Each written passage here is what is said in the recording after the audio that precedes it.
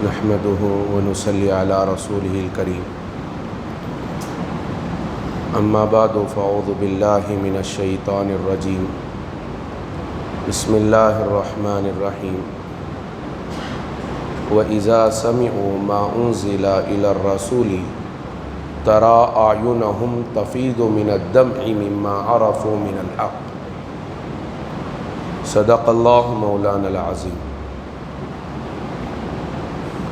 محترم معزز سامعین کرام، برادران ملت، آج ہمارے مسلم معاشرے میں بہت ساری خرابیوں کے ساتھ ساتھ ایک خرابی یہ ہے کہ ہم دین کی بات کو سننا ہی نہیں چاہتے۔ میں آپ کے لیے نہیں بول رہا ہوں، آپ ہرگز یہ نہ سوچیں کہ ہمارے لیے بول رہے ہیں، عمومیت بتا رہا ہوں معاشرے کا، پورے معاشرے کا، کہ مسلم معاشرے میں اب دین کی بات کے سننے کا جو مزاج ہے وہ مزاج کم ہوتا جا رہا ہے۔ اور دوسری چیز یہ ہے کہ بہت کم جو سننے کا موقع ملتا ہے، تو جو سنا جاتا ہے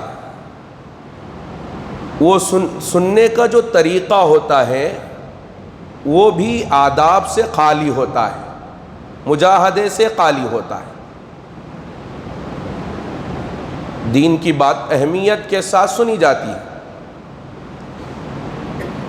اسی لیے ہمارے سننے میں اور صحابہ اکرام کے سننے میں زمین اور آسمان کا فرق ہے۔ ہم سنتے بھی ہیں، سب سے پہلی بات تو سنتے ہی نہیں ہیں۔ بہت بڑا مجمع ایسا ہے جو بات کو سننے کے لیے تیار نہیں ہے، اور جو لوگ جو ہے سنتے ہی نہیں ہیں تو ان کو دین کی کوئی بات معلوم ہی نہیں ہے۔ معلومات اس وقت میں ہوں گے جب کہ وہ بیٹھ کر سنیں گے، بیٹھیں گے سنیں گے تو معلومات حاصل ہوں گے، اور جب معلومات حاصل ہوں گے تو 10 باتوں میں سے ایک بات بھی، یا 10 دنوں میں سے کسی ایک دن بھی، یا ایک مہینے میں سے کسی ایک دن بھی، یا ایک بات بھی دل کو لگ جاتی ہے، سمجھ میں آ جاتی ہے، تو پھر اس کے زندگی کے بدلنے کا ذریعہ بنتی ہے، اس کے حالات کے تبدیل ہونے کا ذریعہ بنتی ہے۔ لیکن مسئلہ تو یہ ہے کہ سنا جائے، سننا بھی ضروری ہے، اور ادب کے ساتھ سننا بھی ضروری ہے۔ 2 باتیں بتا رہا ہوں، آپ دیکھیں کہ اللہ تعالیٰ فرماتے ہیں وَإِذَا سَمِعُوا مَا أُنزِلَ إِلَى الرَّسُولِ تَرَى أَعْيُنَهُمْ تَفِيضُ مِنَ الدَّمْعِ مِمَّا عَرَفُوا مِنَ الْحَقِّ۔ ہمارا جو سننا ہے اس میں اور حضرات صحابہ کے سننے میں کیا فرق ہے؟ اللہ کلام پاک میں فرماتے ہیں وَإِذَا سَمِعُوا مَا أُنزِلَ إِلَى الرَّسُولِ، جب جو ہے صحابہ کرام سنتے ہیں اس چیز کو، اس کلام کو جو کلام کے اللہ کے نبی علیہ السلام پر اتارا جا رہا ہے، نازل کیا جا رہا ہے، تو تم دیکھو گے ترا اعینہم، تم ان کے آنکھوں کو دیکھو گے، تفیض من الدم، کہ ان کے آنکھوں سے آنسو جاری ہوں گے، ان کے آنکھوں سے آنسو جاری ہوں گے۔ تو یہ جو ہے حضرات صحابہ کے سننے میں اور ہمارے سننے میں یہ فرق ہے کہ ہم بھی سنتے ہیں لیکن ہماری آنکھوں سے آنسو جاری نہیں ہوتے، ہماری زندگیاں تبدیل نہیں ہوتے۔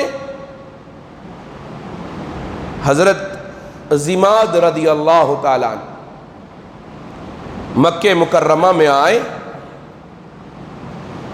مکے والوں نے کہا کہ محمد عربی صلی اللہ علیہ وسلم جادوگر ہیں، ساحر ہیں اور مجنون ہیں، نعوذ باللہ ثم نعوذ باللہ۔ حضرت ضماد منتر جانتے تھے، منتر پڑھنا آتا تھا، منتر جانتے تھے۔ پہلے پہل تو حضرت ضماد نے بہت مشرکین مکہ کی باتوں میں آ کر بات کو سنا ہی نہیں، کہا کہ سنیں گے تو معاملہ گڑبڑ ہوگا، سنیں گے تو معاملہ گڑبڑ ہوگا، تو اس لیے انہوں نے سنا ہی نہیں۔ لیکن ایک مرتبہ دل میں خیال آیا کہ میں تو جادوگر ہوں، منتر جانتا ہوں، مجنون ہے تو مجنون کا علاج جانتا ہوں، اگر یہ جادوگر ہیں، ان پر جادو ہو چکا ہے تو میں منتر کے ذریعے سے ان کا علاج کر سکتا ہوں۔ تو حضرت ضماد ابھی مسلمان نہیں ہوئے تھے، اللہ کے نبی صلی اللہ علیہ وسلم کے پاس گئے۔ اب اللہ کے نبی علیہ السلام ان کے بات چیت ہوئی، بات چیت کے بعد اللہ کے نبی صلی اللہ علیہ وسلم نے ان کے سامنے کچھ کلام پڑھنے کا ارادہ کیا اور خطبہ شروع کیا۔ الحمدللہ الحمدللہ نحمدہ ونستعینہ ونستغفرہ ونؤمن بہ ونتوکل علیہ ونعوذ باللہ من شرور انفسنا ومن سیئات اعمالنا من یہدہ اللہ فلا مضل لہ ومن یضللہ فلا ہادی لہ۔ یہاں تک پہنچنا تھا، حضرت ضماد کہنے لگے کہ نبی جی آپ رک جائیے، یہ ایسا کلام ہے، یہ ایسا کلام ہے کہ یہ فصاحت و بلاغت سے بھرا ہوا کلام ہے کہ میں نے بہت سارے منتر پڑھنے والوں کو دیکھا ہے، ان کے منتر سنے ہیں، بہت جادوگروں کو دیکھا ہے، ان کی جادوگری کو دیکھا ہے، لیکن اس کلام جیسا کلام میں نے کسی سے نہیں سنا۔ اسی مجلس میں حضرت نبی اکرم صلی اللہ علیہ وسلم کے ہاتھ میں ہاتھ دے دیا، کہا کہ مجھے کلمہ پڑھائی۔ میں یہ بتا رہا ہوں سننے کا، سنیں گے تو نہ عمل ہوگا، سنیں گے تو نہ زندگی بدلے گی۔ تو ہمارا جو معاشرہ ہے کہ کلام کو، دین کی باتوں کو سننے ہی سے پرہیز کرتا ہے۔ آپ کو معلوم ہونا چاہیے اقوام سابقہ میں ایک قوم ایسی گزری ہے جس قوم کی ہلاکت اور بربادی اللہ نے کلام پاک میں ان کے ہلاک ہونے، برباد ہونے کی وجہ بیان کی کہ کلما دعوتہم لتغفر لہم جعلوا اصابعہم فی آذانہم واستغشوا ثیابہم واسروا واستکبروا استکبارا۔ کلما دعوتہم لتغفر لہم، جب بھی حضرت نوح علیہ السلام ان کی قوم کو دین کی بات بتاتے، دین کی بات سمجھانے کی کوشش کرتے تاکہ ان کی مغفرت ہو سکے، تو جعلوا اصابعہم، جعلوا، غور سے سنیں، میری باتوں کو ذرا توجہ کے ساتھ سنیں کہ حضرت اللہ تعالیٰ فرماتے جعلوا اصابعہم فی آذانہم، کہ وہ لوگ جو قوم نوح تھی وہ حضرت نوح علیہ السلام کی بات کو سنتے ہی نہیں تھے۔ جب حضرت نوح علیہ السلام بات کرتے تو جعلوا اصابعہم، کانوں میں آنگلیاں رکھ لیتے تھے، جعلوا اصابعہم فی آذانہم واستغشوا ثیابہم، اور کپڑا اوپر سے اوڑھ لیتے تھے، کانوں میں انگلیاں رکھ لیتے، اوپر سے کپڑا اوڑھ لیتے تھے. سنیں گے تو نہ زندگی بدلے گی, نہیں سنیں گے تو اللہ تبارک و تعالی نے قوم نوح کو ہلاک کیا, برباد کیا. تو قوم نوح کے ہلاکت اور بربادی کا سبب کیا بنا؟ دین کی باتوں کو نہ سننا. اور جو صحابہ کرام نے دین کی بات کو سنا ہے پھر ان کی زندگیاں بدلی ہیں.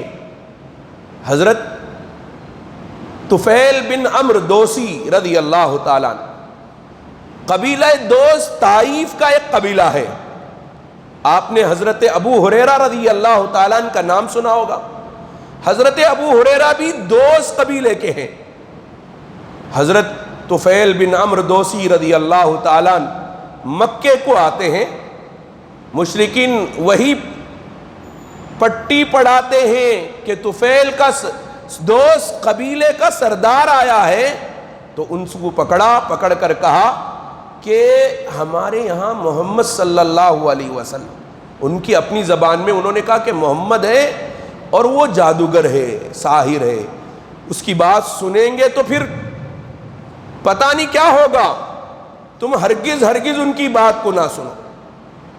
تو حضرت طفیل بن عمرو دوسی رضی اللہ تعالیٰ عنہ اپنے کانوں میں روئی رکھ کر چلا کرتے تھے. مکے میں کانوں میں روئی رکھ کر چلتے تھے, کہیں ایسا نہ ہو کہ محمد عربی صلی اللہ علیہ وسلم کی آواز میرے کانوں میں پہنچ جائے, میرے کانوں میں محمد عربی صلی اللہ علیہ وسلم کی آواز پہنچ جائے اور میں جو ہے اپنی زندگی بدل نہ لوں.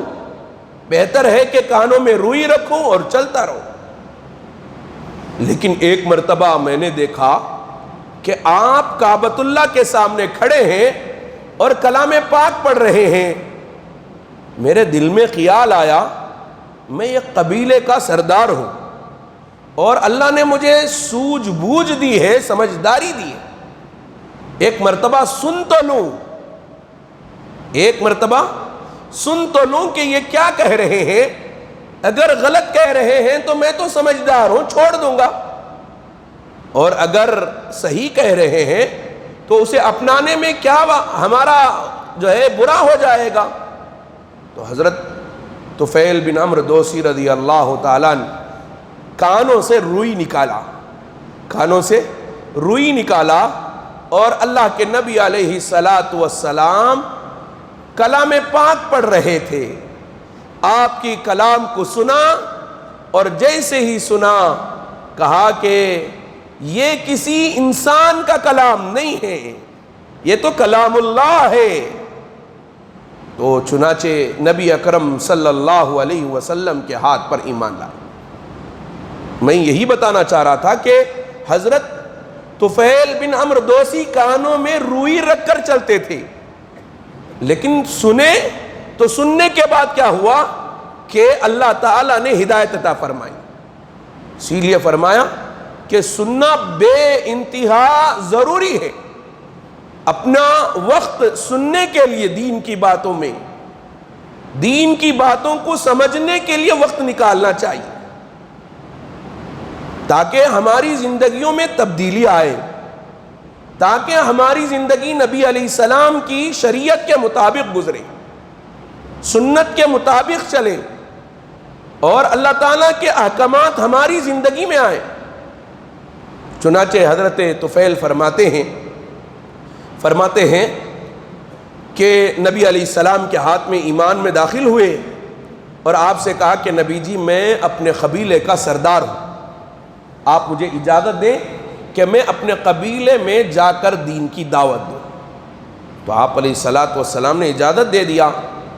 لیکن حضرت طفیل دوسی رضی اللہ تعالیٰ نے اللہ کے نبی صلی اللہ علیہ وسلم سے عرض کیا کہ نبی جی مجھے کوئی علامت اور نشانی دے دیجئے تاکہ میں اپنے قبیلے والوں کو بتا سکوں. اللہ کے نبی صلی اللہ علیہ وسلم نے دعا فرمایا, اللہم جعل لہ آیا, اے اللہ ان کو کوئی نشانی دے دے, کوئی علامت دے دے. تو اللہ تعالیٰ نے ان کی پیشانی پر ایک نور کو رکھ دیا, چمکتا تھا پیشانی سے نور. حضرت حضرت طفیل بن عمرو دوسی رضی اللہ تعالیٰ عنہ اپنے قبیلے کی طرف چلے. جب چلتے گئے تو راستے میں خیال آیا کہ اگر میرے پیشانی پر نور رہے گا تو قبیلے والے کہیں گے کہ اس نے دین بدل لیا, اس کی وجہ سے اللہ نے نہیں, ان کے خدا نے ان کے چہرے کو بدل دیا. اس لیے انہوں نے اللہ سے دعا کی, اللہ اس علامت اور نشانی کو کسی اور جگہ منتقل کر دے.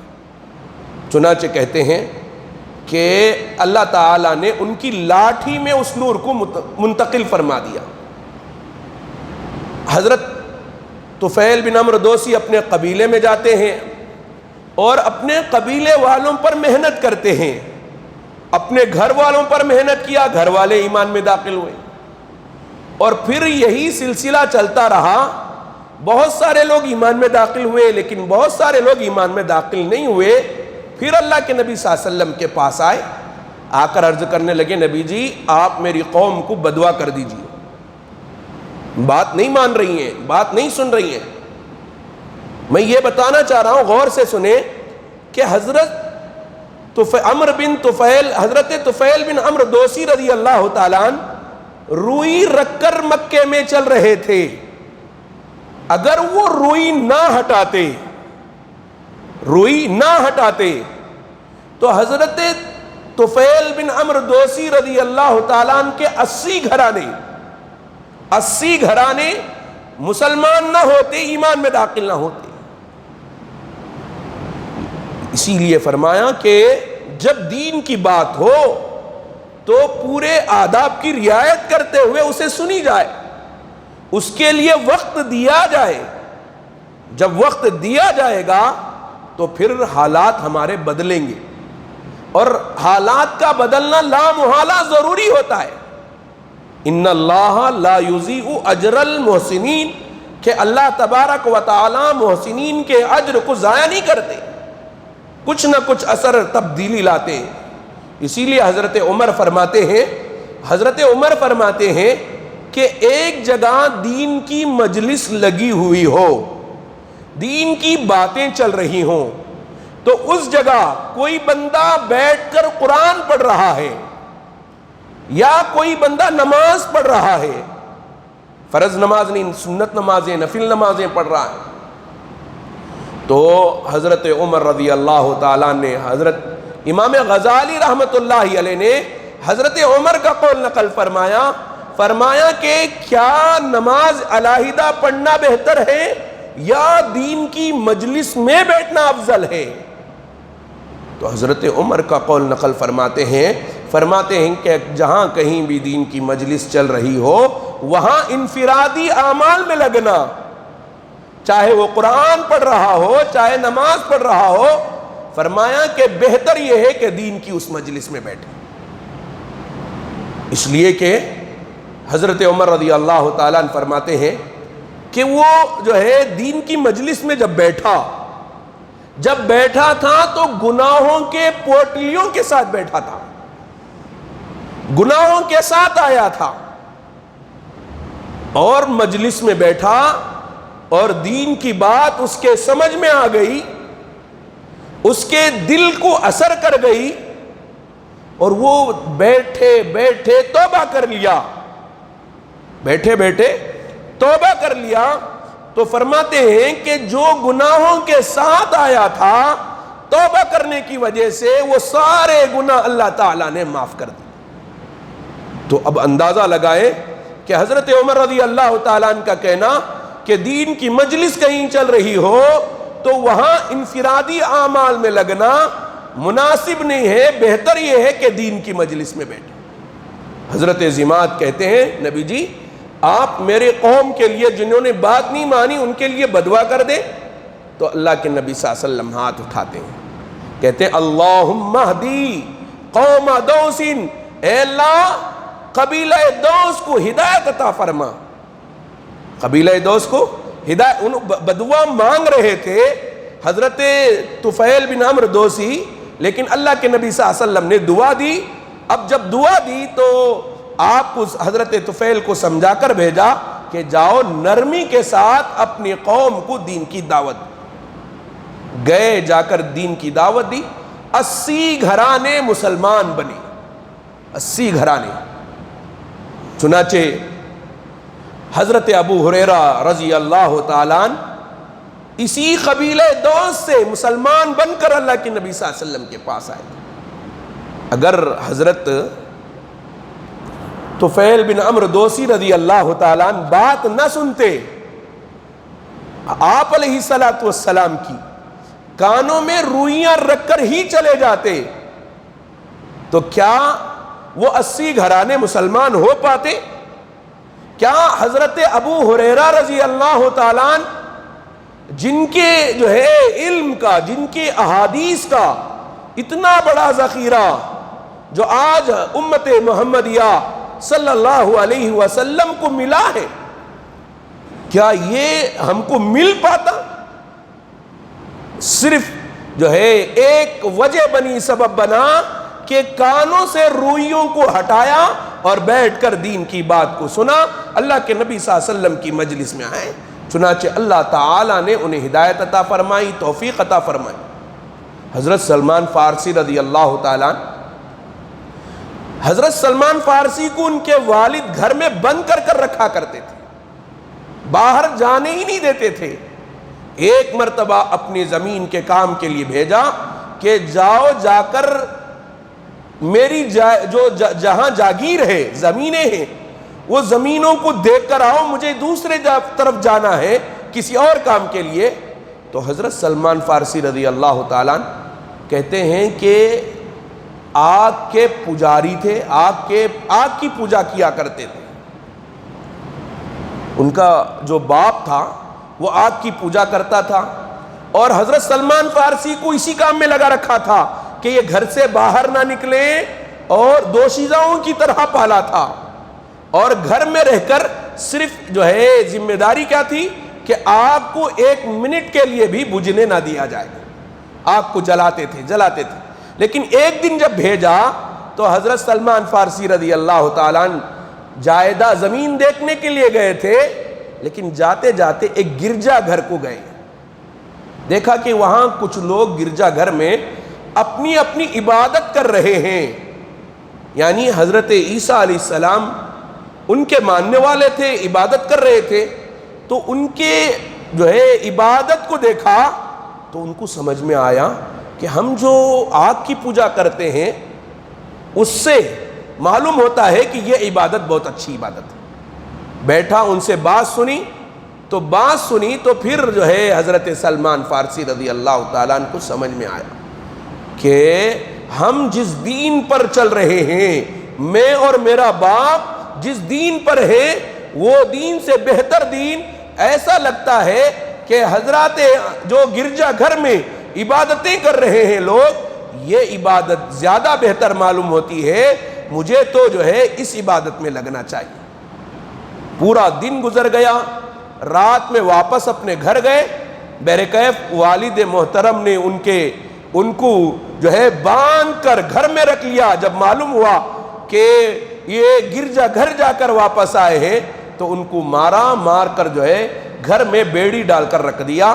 پھر آگے لمبی تفصیلات ہیں حضرت سلمان فارسی کے، کہ حضرت سلمان فارسی رضی اللہ تعالیٰ نے 2 چیزیں، ایک تو دین کی بات انہوں نے سنی، اور دوسرے دین کی بات سننے کے بعد جو انہوں نے قربانیاں دی اللہ کے لیے، اللہ کے دین کے لیے، جو چیزیں انہوں نے چھوڑا تھا، خاندان چھوڑا، قبیلہ چھوڑا، تو اللہ تبارک و تعالی نے ان کو اس سے بہتر خاندان، اس سے بہتر قبیلہ، اس سے اچھے لوگ عطا فرمایا۔ دنیا ہی کے اندر کیا وہ نظام بنا، کیا سلسلہ چلا حضرت سلمان فارسی کا، کل آپ حضرات کے سامنے ساری تفصیلات لائی جائیں گی۔ اللہ تعالیٰ سے دعا ہے کہ اللہ تعالیٰ ہم سب کو دین کی بات اہمیت کے ساتھ سننے کی اللہ تعالیٰ توفیق عطا فرمائے۔ آمین وآخر الدعوانا الحمدللہ رب العالمین۔